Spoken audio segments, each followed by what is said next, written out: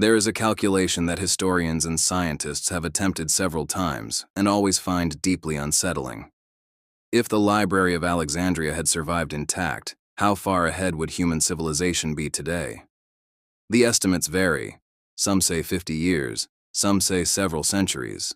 One analysis, looking specifically at the known contents of the library and the rediscovery timeline of the same ideas during the European Renaissance, concluded that the loss of Alexandria may have delayed the scientific and industrial revolution by somewhere between 300 and 1,000 years. That is not a certain number. It cannot be. Because the scrolls are gone.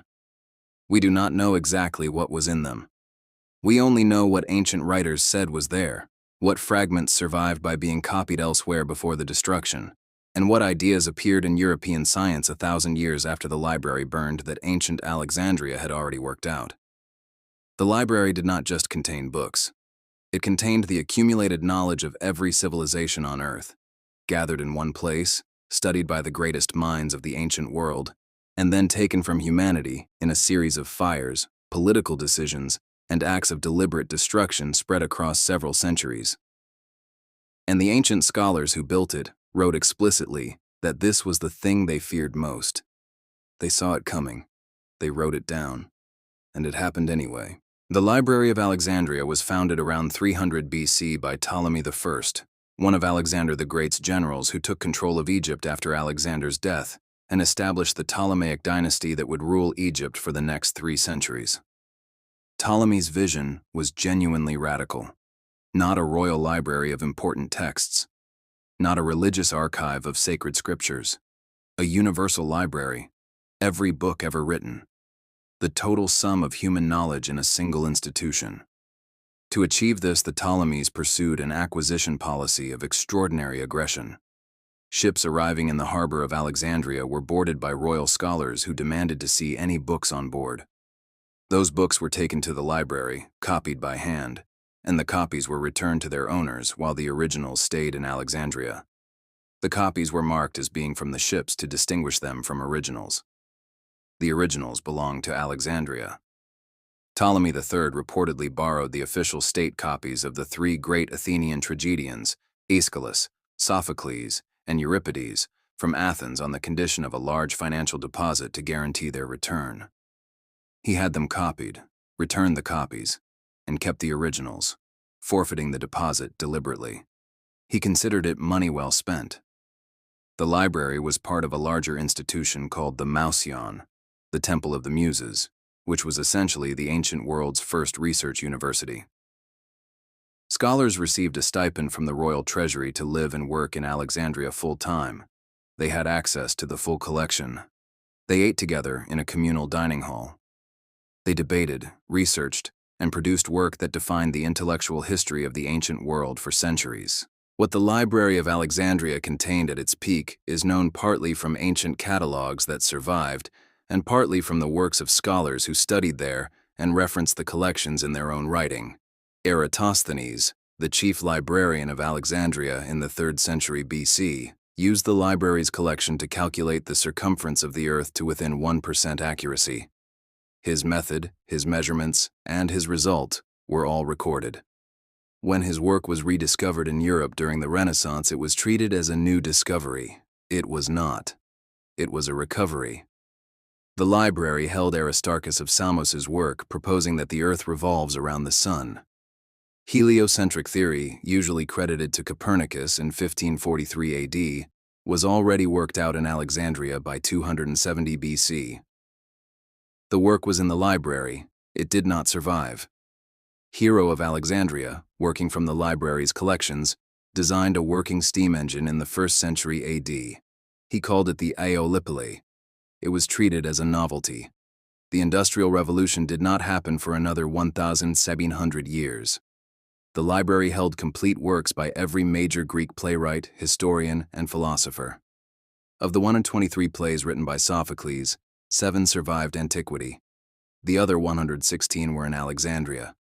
Of the works of Aristotle, scholars believe less than a third of what he wrote survived. The rest was in Alexandria.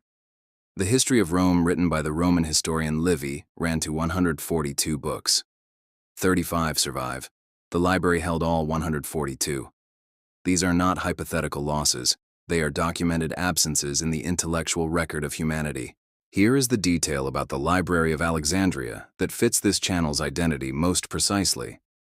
The scholars who built and worked in the library were not naive about what they had created and what its destruction would mean. They wrote about it directly.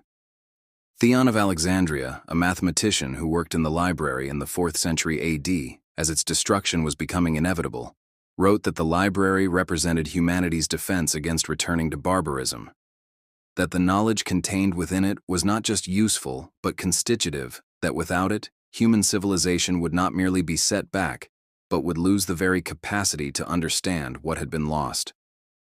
His daughter Hypatia, one of the greatest mathematicians and astronomers of the ancient world, was murdered by a Christian mob in 415 AD in an act explicitly connected to the destruction of pagan learning. Ancient accounts of her death describe the mob as tearing her apart in the street, then burning her remains along with her books. The ancient scholars predicted that knowledge, once lost, does not automatically return, that the destruction of accumulated understanding creates gaps that future generations cannot even perceive because they do not know what is missing. They wrote this warning down. It was preserved in the fragments that survived. And the history of the millennium that followed the library's destruction, the period Europeans call the Dark Ages, reads as a confirmation of everything they feared. The question of who destroyed the Library of Alexandria is one of the most contested in ancient history, and the answer is more complicated and more disturbing than the simple story most people know. The story most people know blames Julius Caesar. In 48 BC, during his campaign in Alexandria, Caesar ordered ships in the harbor burned to prevent them being used against him. The fire spread to the docks and reportedly to buildings near the waterfront, including, some ancient sources say, part of the library's collection stored near the harbor. But most serious historians believe Caesar's fire, if it reached the library at all, damaged only a portion of the collection. Ancient sources writing after Caesar describe the library as still functioning. The destruction was not a single event. It was a process. The Emperor Aurelian destroyed a significant portion of the Brucheion, the royal quarter of Alexandria where the library was located, in 270 AD during a military campaign. The Emperor Theodosius issued a decree in 391 AD ordering the destruction of pagan temples throughout the empire, which led to the destruction of the Serapeum, a secondary library that held tens of thousands of scrolls. The Arab conquest of Alexandria in 641 AD is also cited in some sources, though this account is disputed by modern historians. The truth is that the Library of Alexandria was not burned in a single dramatic fire by a single villain.